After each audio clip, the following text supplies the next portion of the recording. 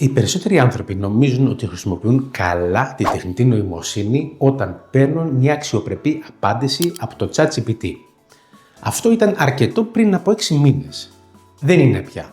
Η επόμενη μεγάλη αλλαγή είναι οι AI agents, οι πράκτορες δηλαδή της τεχνητής νοημοσύνης. Και το χάσμα ανάμεσα σε αυτούς που τους καταλαβαίνουν και σε αυτούς που όχι πρόκειται να γίνει πολύ ακριβό. Έχω περάσει αρκετά χρόνια σε διάφορα διοικητικά συμβούλια εταιριών και τα καλά νέα εδώ είναι ότι οι agents είναι πολύ πιο απλοί από ό,τι νομίζουν οι περισσότεροι. Έτσι, σε αυτό το βίντεο θα σας δείξω ακριβώς πώς λειτουργούν, πότε να τους χρησιμοποιείτε και πώς να ξεκινήσετε πριν προλάβουν οι υπόλοιποι να σας φτάσουν. Ένα AI prompt, η εντολή δηλαδή, και ένας AI agent είναι δύο εντελώς διαφορετικά πράγματα. Αλλά οι περισσότεροι από εμάς παραμένουμε κολλημένοι σε παλιές συνήθειες. Επιτρέψτε μου να σας δώσω τον απλούστερο τρόπο για να το σκεφτείτε πριν προχωρήσουμε παρακάτω. Αυτό είναι το πρώτο μας πλαίσιο εργασίας. Έτσι για αρχή, το ονομάζω ARR. Αν μια εργασία είναι αυτόνομη, recurring, επαναλαμβανόμενη και reviewable, ελέγξιμη, τότε είναι ιδανική υποψήφια για έναν AI agent. Αν απαιτεί κρίση σε ζωντανό χρόνο ή συμβαίνει μόνο μία φορά ή δεν μπορεί να ελεγχθεί ξεκάθαρα, τότε χρησιμοποιήστε ένα prompt. Αυτή και μόνο η διάκριση θα σας βάλει έτη φωτός μπροστά από τους περισσότερους που χρησιμοποιούν τεχνητή νοημοσύνη σήμερα.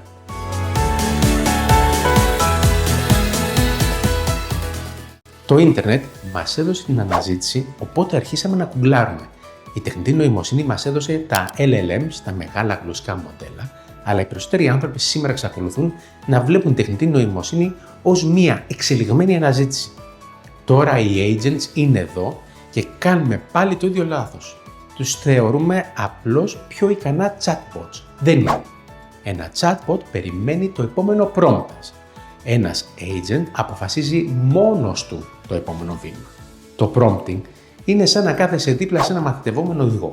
Περιμένει ακόμα να το καθοδηγείς, να το διορθώνεις και να είσαι σε εγρήγορση. Ένας agent από την άλλη είναι ένας επαγγελματίας οδηγός. Ορίζετε το προορισμό, του δίνετε τα κλειδιά και απλώς κάθεστε στο πίσω κάθισμα. Αυτός διαχειρίζεται τη διαδρομή, την κίνηση και όλες τις ενδιάμεσες αποφάσεις που πρέπει να πάρει. Αυτή είναι η νοητική αλλαγή που πρέπει να κάνουμε. Ορίστε λοιπόν ένα prompt. Γράψουμε μία ανάρτηση για το LinkedIn και ορίστε ένας agent. Παρακολούθησε τον κλάδο μου κάθε Δευτέρα. Βρες τις 3 πιο σχετικές ειδήσεις, μελέτησε τις προηγούμενες αναρτήσεις μου, σχεδίασε μία νέα ανάρτηση βασισμένες σε αυτές τις ιστορίες με το δικό μου ύφος. Διόρθωσέ την σύμφωνα με το στυλ μου και προγραμμάτισέ την για το πρωί της Τρίτης. Αυτή είναι η δύναμη των AI agents. Και για να τη χειριστείτε πρέπει να ξέρετε τι συμβαίνει πραγματικά κάτω από το καπό που λέμε.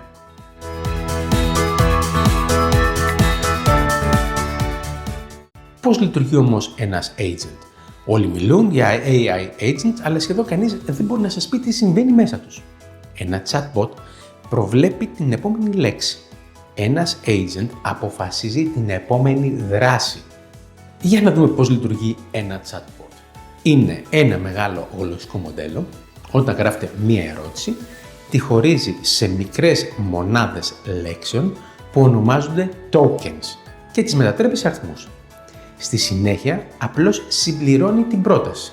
Έτσι, εάν πείτε «το παιδί έπεσε και χτύπησε το», εσείς ξέρετε τη συνέχεια, αλλά το LLM δεν ξέρει την ιστορία. Θα δει λέξη όπως το πόδι, κεφάλι, χέρι. Και με βάση την εκπαίδευσή του προβλέπει την πιο πιθανή επόμενη λέξη. Βασίζεται δηλαδή σε πιθανότητες. Ο agent έχει το ίδιο γλωσσικό μοντέλο στο κέντρο, αλλά τώρα υπάρχουν 4 εργάτες γύρω του. Πρώτα απ' όλα έχει τον αναλυτή, έχει τον σχεδιαστή, έχει τον χειριστή και έχει τον ελεκτή. Ο ένας βρίσκει το μοτίβο, ο άλλος αποφασίζει το σχέδιο, ο τρίτος κάνει τη δουλειά και ο τέταρτος ελέγχει τα αποτελέσματα.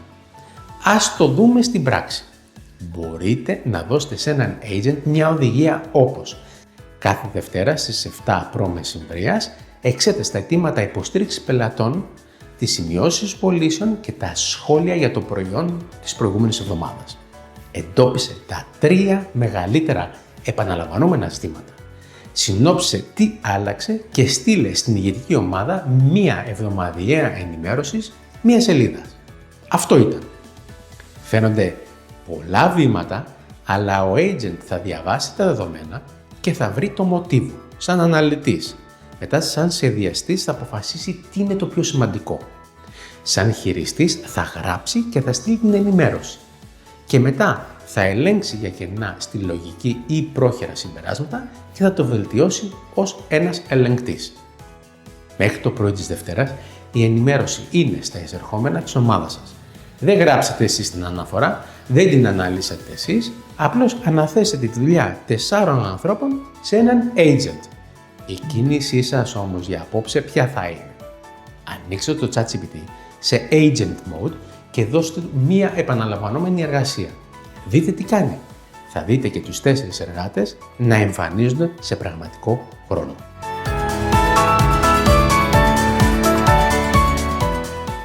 Το καλύτερο με τους agents είναι ότι μπορούν να προσαρμοστούν όταν κάτι πάει στραβά. Αυτό τους κάνει πραγματικά διαφορετικούς. Τη δεκαετία του 70, ένας συνταγματάρχης της πολεμικής αεροπορίας, ο John Boyd, μελέτησε ένα ένιγμα από τον πόλεμο της Κορέας. Οι Αμερικανοί πιλότοι με τα αεροπλάνα τους κέρδιζαν συνεχώς τα τεχνικά ανώτερα σοβιετικά MiG. Το MiG είναι ταχύτερο και πετούσε ψηλότερα και έπρεπε πάντα να κερδίζει, αλλά δεν το έκανε. Ο Boyd βρήκε τη διαφορά.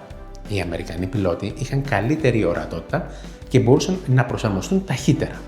Έμπαιναν στον κύκλο της απόφασης του εχθρού πριν εκείνος προλάβει να αντιδράσει.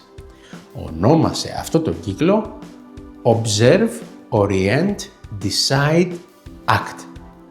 Στο κόσμο των AI agents ισχύει το ίδιο. Και αυτό είναι το πραγματικό τεστ για έναν agent. Όταν η προφανής διαδρομή αποτυγχάνει, μπορεί να επιλέξει μια καλύτερη. Για παράδειγμα, έχετε μια αυτοματοποιημένη ροή εργασίας που λέγεται workflow. Κάθε Παρασκευή έλεξε τιμές των τροφίμων, φτιάξε τη λίστα μου και κάνε την παραγγελία. Λειτουργεί κάθε Παρασκευή μέχρι που μία εβδομάδα το προϊόν που παίρνετε πάντα εξαντλείται και εσείς έχετε 6 φίλους για δείπνο το Σάββατο. Αυτή η αυτοματοποίηση θα σπάσει. Όχι επειδή είναι χάζη, αλλά επειδή είναι σχεδιασμένη να υπακούει και όχι να σκέφτεται. Ένας agent όμως κάνει κάτι μοναδικό. Βλέπει τη λίστα, βλέπει ότι δεν λειτουργεί, βρίσκει υποκατάστατα, προσαρμόζει τις ποσότητες για 6 άτομα, ελέγχει το ημερολόγιο σας, βλέπει το δείπνο και ξαναχτίζει ολόκληρη την παραγγελία γύρω από αυτό. Μία ροή εργασίας ακολουθεί τη διαδικασία. Ένας agent μπορεί να την ανακατευθύνει πλήρως.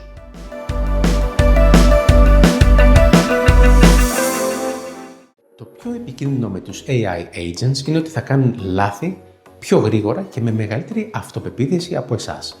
Ένας agent δεν είναι μαγεία, είναι πολλαπλασιαστής. Δούλευα με μια μεγάλη εταιρεία κάποτε και όταν ρώτησα τι τους εμποδίζει να χρησιμοποιήσουν τεχνητή νοημοσύνη, η διευθύντρια marketing είπε ότι έχουμε τα δεδομένα, αλλά χρειαζόμαστε μια καθαρή διαδικασία για να τα κάνουμε χρήσιμα. Χρειαζόμαστε τους σωστούς ανθρώπους στις σωστές θέσεις πρώτα. Αυτή είναι η ιστορία παντού. Τα περισσότερα προβλήματα της τεχνητής νοημοσύνης είναι προβλήματα που δημιουργούνται από τον άνθρωπο.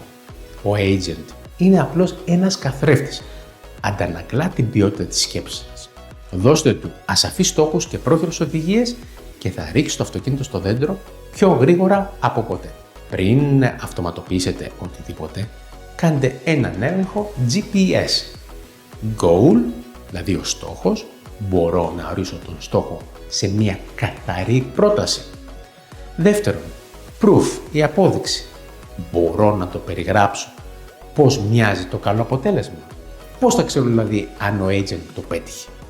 Τρίτο, steps, τα βήματα. Μπορώ να περιγράψω κάθε βήμα χωρίς ασάφειες. Αν δεν μπορείτε να κάνετε αυτά τα τρία, ο agent δεν θα βοηθήσει. Δείτε τη διαφορά. Συνόψισε τα email μου κάθε πρωί. Καλό prompt, αλλά σαφές. Ας δούμε ένα άλλο. Κάθε πρωί στις 7 διάβασε τα αδιάβαστα email μου. Κατηγορηποίησέ τα ανάλογα με τον επίγοντο χαρακτήρα τους. Σχεδίωσε απαντήσεις για τα μηνύματα ρουτίνας και βάλε σήμανση σε οτιδήποτε προέρχεται από τους 5 κορυφαίους πελάτες μου. Έτσι ακριβώς, σε αυτό το κενό κρύβεται η επιτυχία.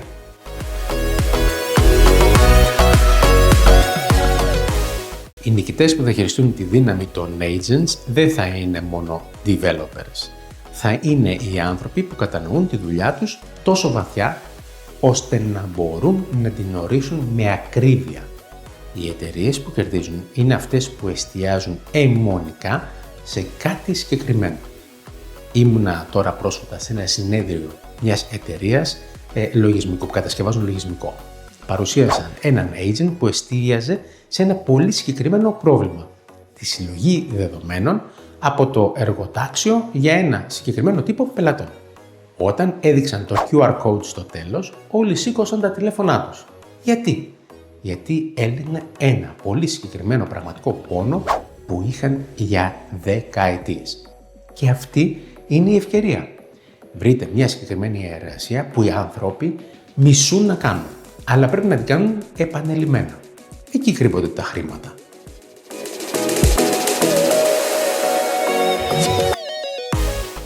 Μπαίνουμε σε μια εποχή όπου θα υπάρχουν περισσότεροι agents παρά άνθρωποι στον πλανήτη. Για κάθε εταιρεία λογισμικού σήμερα θα υπάρξει μια εταιρεία agents που θα την προσπαθήσει να την εκθρονήσει. Η τεχνητή νοημοσύνη θα αναδιαμορφώσει σχεδόν κάθε ρόλο, αλλά δεν θα αντικαταστήσει αυτό που σας κάνει εσάς αναντικατάστατος. Η τεχνητή νοημοσύνη είναι μια γιγαντιαία μηχανή αποσύνδεσης. Για το μεγαλύτερο μέρος της σύγχρονης ιστορίας, το εισόδημά σας ήταν συνδεδεμένο με τις ώρες σας. Οι AI agents σπάνε αυτό το δεσμό. Τώρα εκείνοι κάνουν τη δουλειά και εσείς κλιμακώνετε την κρίση σας. Σε μια εποχή άπειρης παραγωγής περιεχομένου και κώδια, η κρίση γίνεται ακόμα πιο ακριβή. Όταν η ποσότητα είναι άπειρη, το γούστο γίνεται σπάνιο. Κάθε φορά που ορίζετε μια εργασία για ένα agent, δεν εκπαιδεύεται απλώς το σύστημα. Ξεκαθαρίζετε και τα δικά σας πρότυπα. Μαθαίνετε πώς μοιάζει το πραγματικά καλό. Το ερώτημα δεν είναι αν θα συμβεί αυτή η αλλαγή, αλλά αν θα τη διαμορφώσετε εσείς ή αν θα διαμορφωθείτε από αυτή. Ο πιο πολύτιμος άνθρωπος δεν είναι πια αυτός που σκέφτεται πιο γρήγορα. Είναι αυτός που μπορεί να ορίσει την ποιοτική δουλειά, να εντοπίσει την κακή δουλειά και να ξέρει πότε να εμπιστευτεί έναν agent και πότε έναν άνθρωπο. Ειρωνικά τώρα, η τεχνητή νοημοσύνη θα κάνει την ανθρώπινη ζωή λιγότερο ρομποτική.